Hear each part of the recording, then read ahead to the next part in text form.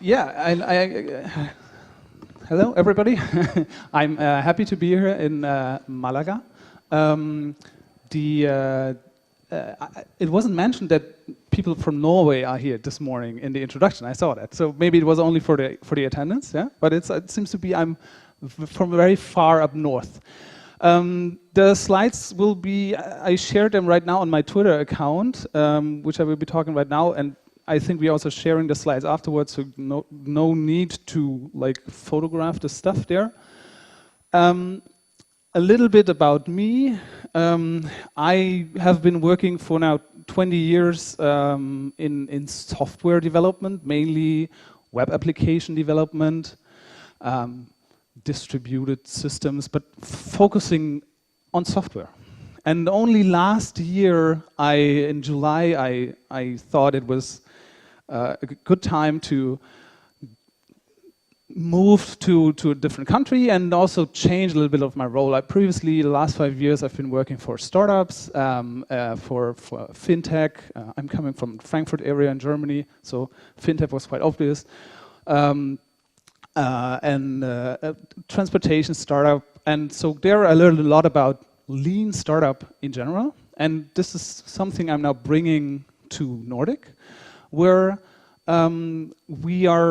where I'm in a team that's building a cloud solution for the Internet of Things. So you can follow me on Twitter at @coderbyheart, where I share a lot of stuff I'm working on.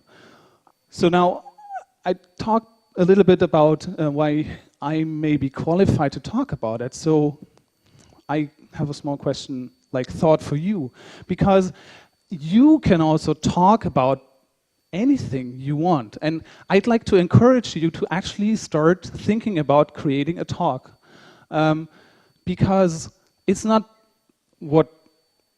like your experience that qualifies you to create a talk, but it's actually your passion about a topic that qualifies you. And I would love to see more people that don't look like me, like a white English-speaking dude from the central or middle of Europe at a conference. I'd like to see people from other groups more on the stage. And it's really not hard, but it's easy to get started. So if you're passionate about something, then just start writing a proposal. It's 300 words, and you can submit it to a conference. And if you're doing that, you're already further than 99% of your coworkers.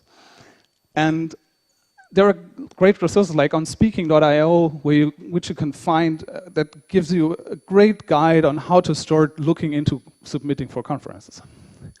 And something that's like important for me, and it's also why I submitted to Jay on the Beach, is they have a code of conduct that is actually enforceable. So there are a lot of conferences that have code of conduct, which is just copy and paste. And you see, be nice to each other. That's our code of conduct. If you're looking for a good code of conduct, look at stuff like, is there a contact phone number in there that you can call right away on the event? So how much is it copy and paste, or are they really taking care of that? And Jay on the Beach supports speakers. This is, in terms of travel costs, this is especially important to get people to talk which are from underrepresented groups. Because for me, it's easy. I can afford, I have a good paying job. My employer, well, it has always been easy for me to travel. It's not that easy for people who have children, who have not that high paying jobs, but we want these people in our industry, and we need them to build better solutions for the future. So this is just my small plug towards submitting conferences. This is one of the conferences that's happening in Trondheim, in Norway, in the northern part of the conference. So you will, even in small cities you maybe have never heard about, there's a conference and there's a local user group that has something running, and start talking to these people, please. And if you are not sure about that, also feel free to reach out to me. I'm happy to help you. Okay, let's go on with the actual talk. A little disclaimer. Nordic Semiconductor is a public listed company, so what I'm telling you here is my personal opinion and is not endorsed by Nordic. Nevertheless, they sent me here with some gifts, so if you share a tweet of this talk with me in it to @coder_by_heart and @NordicTweets. I will raffle out 2 of these thingies. These are our IoT sensor kits. And these are the limited editions. You can't buy them in the shop. And I will raffle them out between everybody that tweets in the course of this talk. If you're watching the video, I'm sorry. Contact me. Maybe I can do something for you. Okay. Why does developing IoT products actually matter?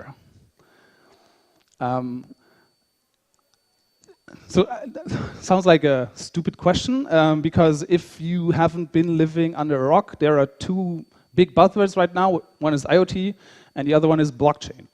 If you do both of them together, then that is heaven. But interestingly, what I find fascinating right now is that I see a second wave of IoT right now, because practically internet-connected things have been around forever. We have internet-connected ticket vending machines since the 80s. So what is changing? That's the interesting question. If we look at some predictions, you will find a lot of them. Every month, some consultancy is creating a new prediction. I couldn't find some that was up to date for this year, for 2018, and even 2017. And this resource is prediction. I have the actual source links in the notes to the talk slides, so you will be able to look that up. Anyway, this is a very modest prediction. You will see much bigger growth predictions. So something is happening. And I think what we are seeing right now, what is changing this industry again, is that industrial IoT, this whole sector, is seeing a new application of IoT projects are created there, because the hardware is getting way cheaper and smaller. And also, I see that people who are from the Generation Y, which is born around the 80s, that grew up not with smartphones, but were educated when smartphones were available, or started to be available. We are now in middle-level management, in top-level management. We are founders, and we expect our supply chain, our factory, to be smart. And when we talk about being smart, I want it to be producing data. So how many things are running through there? Where are the things? Where is stuff getting stuck? And I want to have this in real time. And I want to have this everywhere in the world, and not if I walk on the factory floor and look at something. So there's a new expectancy towards how how my business I should be able to analyze my business. And also, obviously, everything is getting faster and faster, so I need to exchange information between vendors, and new software systems also make this exchange more easy. So this all is driving the need for more data. I want to have more data, and ideally I also want to act on that data. This is the one thing. Then the next the first item is the biggest predicted growth sector. The second one is smart cities, meaning that we're now replacing traffic lights and all these isolated old IT systems with something that's connected and talks to each other, that can be dynamically changed, that you get a green light phase for bikers, and that you can change traffic lights and synchronize everything in order to make our cities more greener, reduce the number of cars that need to drive in a city. And we can only make this happen if traffic and transportation stays personal. So the reason for owning a car is that I can use it when I want and when I need it. So that is a big advantage. And if I want to replace a personal transportation device with, like the car, with something new, it needs to adapt to the user needs. And this requires a lot to change in terms of infrastructure in cities. Number 3, connected health. Yes, I think that's obvious. All of our health data will be measured, will be used, will be mangled, will be, it has obviously a use, but there's also a danger. There was recently in the US, a public in Virginia, I think, in West Virginia, there was a public health plan. They wanted to introduce a rule that you needed to wear a Fitbit in order, and if you weren't to wear a Fitbit to control how much you're moving and whatever, you would be fined with $500 US per year. So also, with all these possibilities, there's always this a question of ethics that we as developers, we have to think about this. What are we building? Who are we building it for? And what is it getting used for? AWS just this week, was published that they are building.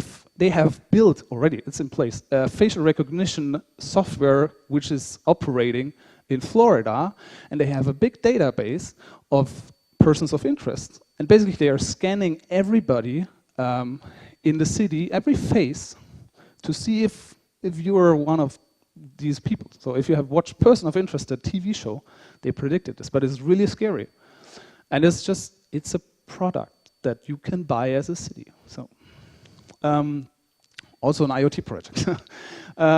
Then the fourth part is consumer electronics in general. So it's also a big sector, and it's, oh, okay, I should be moving more towards slides. This means like smart toothbrushes, your connected fridge, washing machine, whatever, this whole sector. Now, 2 years ago, I was laughing about Samsung presenting their smart fridge with the TV in it or internet stuff, and I thought this was a joke. Today, everybody's expecting a device to be connected. It's not that you probably wouldn't use it, or the use is not there, but it's like a hygiene factor. It has to have connectivity, because who knows what we will be able to do in the future. So you have to, if you're building new products for consumers, they have to be connected. And something this year is happening, what all is basically a precursor, or makes this possible, and will even like advance this change and this increase in IoT projects volume size, which is that we are seeing 2 new standards for wireless communication being standardized. So the standards are being created, but now we have the first devices actually talking to mobile phone networks.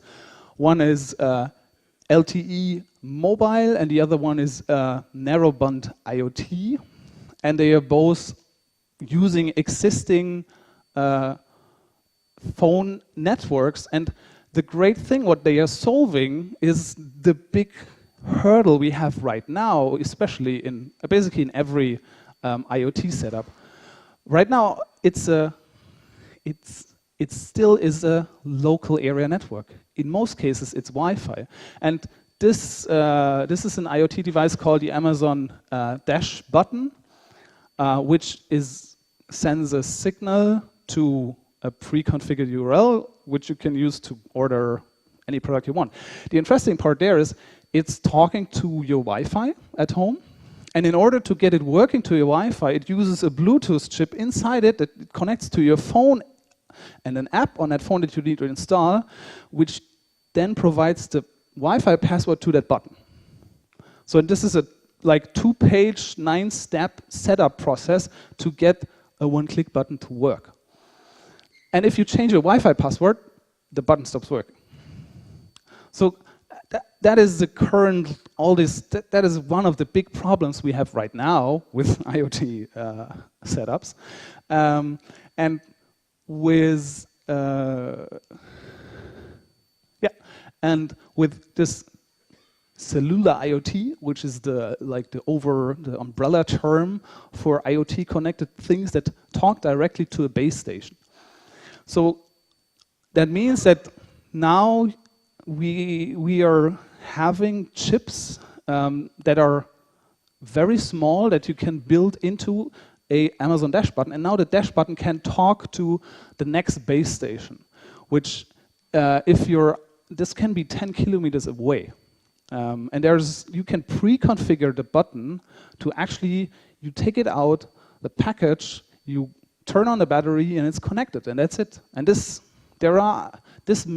enables a whole range of new solutions, because previously, the main costs for operating something like the Nest who talks to the Wi-Fi is actually the support hotline, because somebody calls them and says, hey, my smart sensor is not working. Yeah, have you configured your Wi-Fi? I don't know how to configure my Wi-Fi. So there are companies who they found that it's too costly to support Wi-Fi.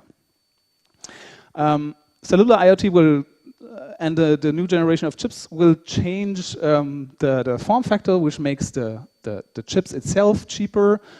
They use less energy, which means you get smaller devices, smaller batteries. So you have way more options. We're talking about device lifetime for up to 10 years. And this is for a temperature sensor, which measures temperature once an hour.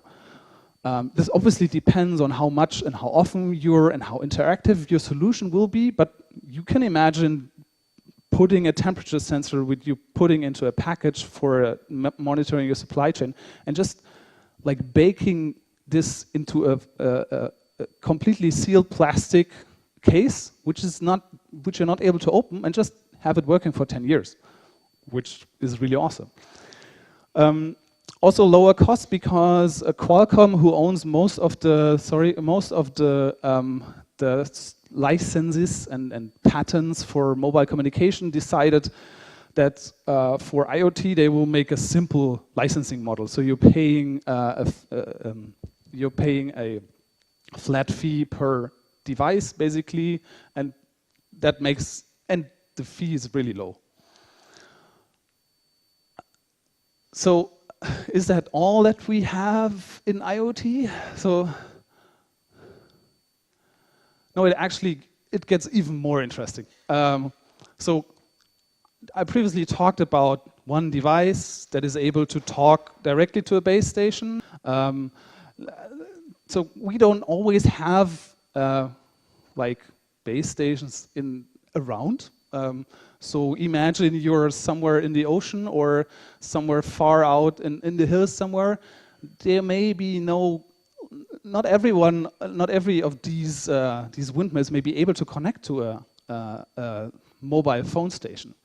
So you have to come up with something which gives you an alternative to communicate via so-called mesh network. So this is also one of the big things that's happening right now.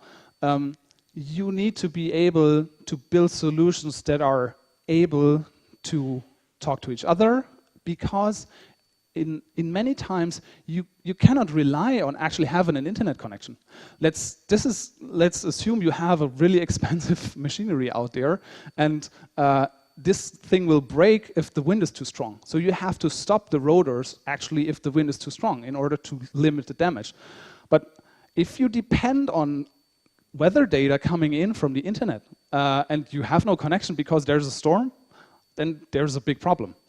So we also have to change our own mindset in terms of how do software projects like this work.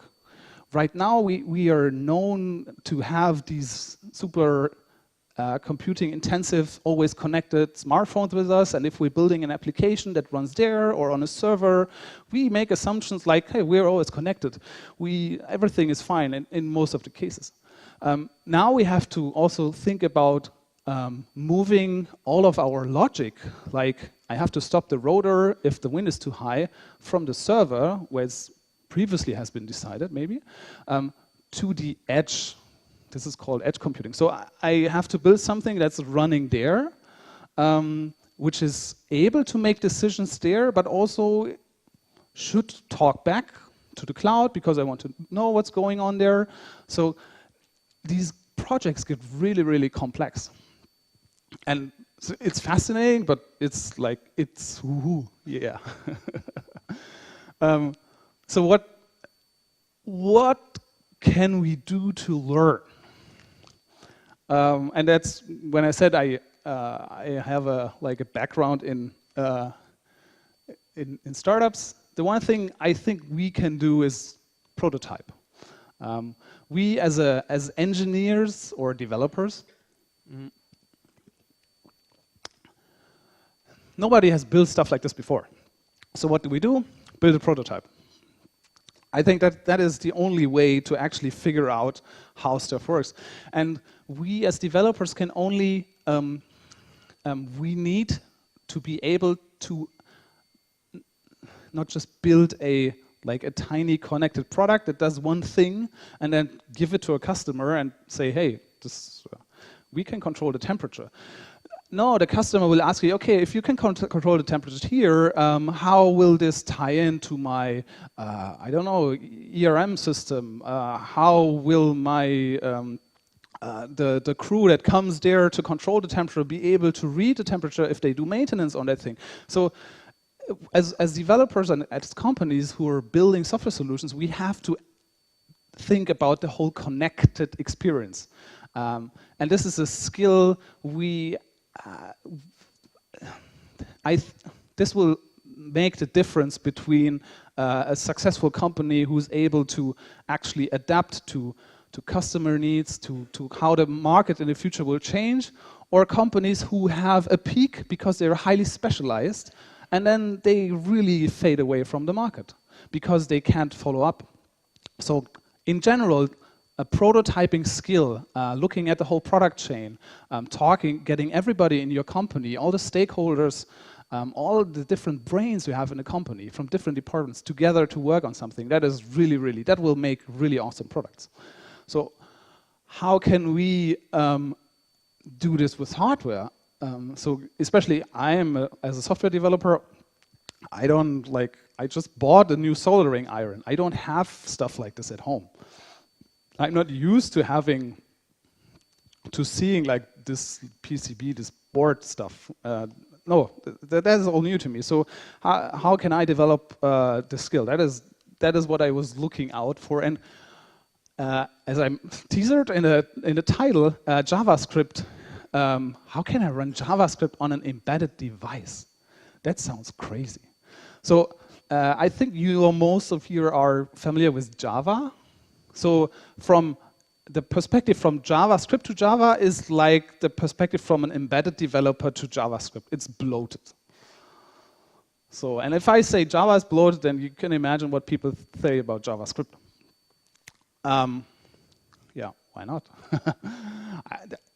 So I love the language. So let's look into this. That should be possible. I don't know if the video is loading. It's like the reason why I love JavaScript and I don't want to look into C as a programming language is in C you have to do all these like crazy stuff like malloc, and you have to maintain your memory, and then my colleagues will tell me, yeah, there's a version of C we're using where I don't do malloc because that's unsafe, so I predefine all the existing memory blocks, and then I have basically a list where I say, hey, you can have this block of memory, and then you can have this block of memory, and so yes, and most of the times it ends with a segfault. It's crashing because, well, no. I want JavaScript, and I want JavaScript full stack, and really full stack. Not only from the front end, HTML, browser to Node.js, but down to the silicon. And because it gives me some really, really great perks as a company.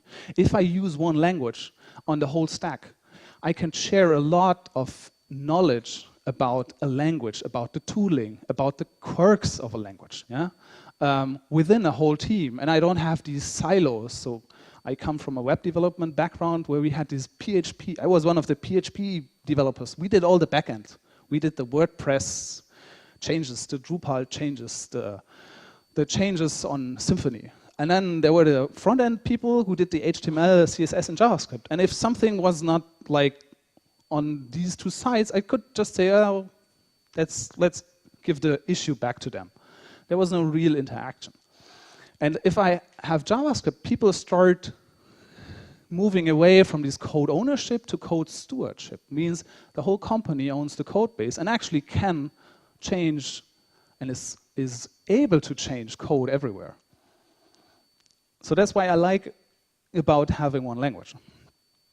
And now full stack JavaScript. So as I talked before, we have, if we look at how a typical IoT use case looks like, this is a person listening on their Spotify app using Bluetooth headphones. The Spotify app talks to the internet. On the other hand, we have like a business application, which they're a company who's running a sensor network and have a gateway application. This gateway talks to the internet and then also maybe have some older or up-to-date cellular sensors out there in the wild, and all these talk to the internet and talk back to the server. And we have JavaScript obviously on the smartphone, in the browser. We can even write native apps now with JavaScript. We have JavaScript running on the server side, Node.js. We have JavaScript running in the cloud. So on Azure, on AWS, on Google, I'm running my JavaScript in the cloud. Gateways are like, you might know a Raspberry Pi, which is actually, it's a computer, it's powerful enough, it runs a Linux operating system, a Ubuntu, so I can have Node.js running there as well. And now we also have JavaScript there. So that makes me really happy. Because there's a bunch of projects out there that enables you that. And let me check, okay. Yeah, half an hour. These are actually 2 pages which I collected, and what's interesting here is I can always build a prototype with the Raspberry Pi. Raspberry Pi also has GPIO pins, so I can connect hardware. And that is what's the point of building an IoT prototype if it just runs on a Raspberry Pi? I actually need to connect hardware. And for a demo, I might be able to show you this, is what I connected. I have a demo that is using a matrix display. It's an 8x8 pixel displays, 3 of them to display something. And this is a demo which is also, I shared the code for that. This is an NFC card reader. You can buy these also for $30. It uses the standard Arduino form factor, so this is compatible to a lot of these boards. And that is the actual point. We want to build something that's interactive, that I can use my NFC card to maybe prototype a smart lock, yeah? Or have like a visual element that I can control remotely, a counter, whatever. So to get our idea into something that is tangible, but we also learn about the hardware limitations. And that was important for me. So a Raspberry Pi has hundreds of megahertz, even in the gigahertz ranges. I want to have something that is really low power, because then we actually can't do a lot of processing. On a Raspberry Pi, I can move a lot of logic there. I have a bunch of enough RAM to do very complex complications that are expensive. But on a small embedded device, on these new generation chips, they are in that range roughly. They are ARM Cortexes, they have 32 bits, and they have roughly